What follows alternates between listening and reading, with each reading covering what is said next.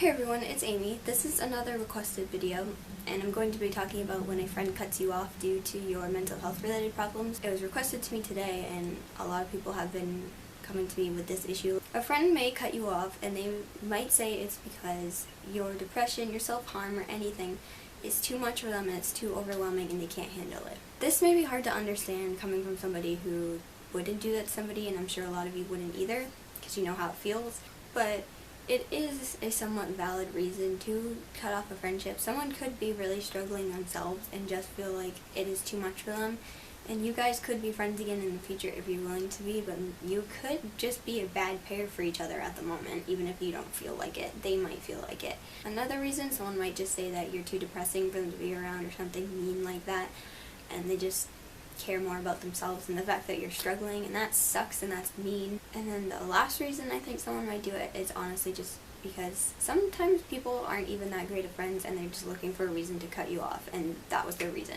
Now, if you've talked to this friend and they don't want to be friends, there really isn't a whole lot you can do about it. You have every right to feel angry and hurt right now. That is totally understandable.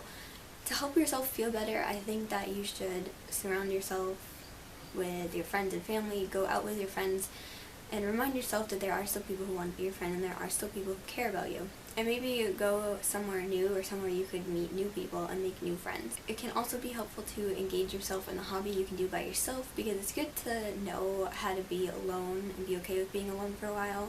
So, anything you like to do, drawing, reading, making videos, it doesn't matter. You can really take your mind off of it and help you feel better. You're probably blaming yourself right now, and you shouldn't.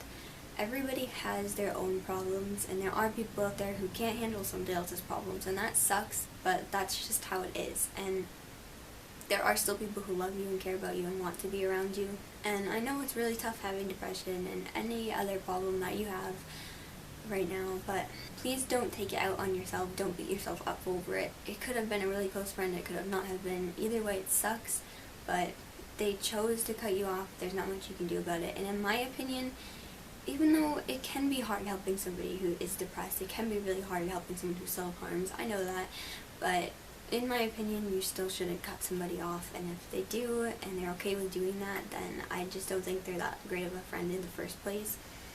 There are totally people out there willing to help you with your problems and willing to be friends with you through your problems, and in my opinion, that is part of being someone's friend or boyfriend or girlfriend.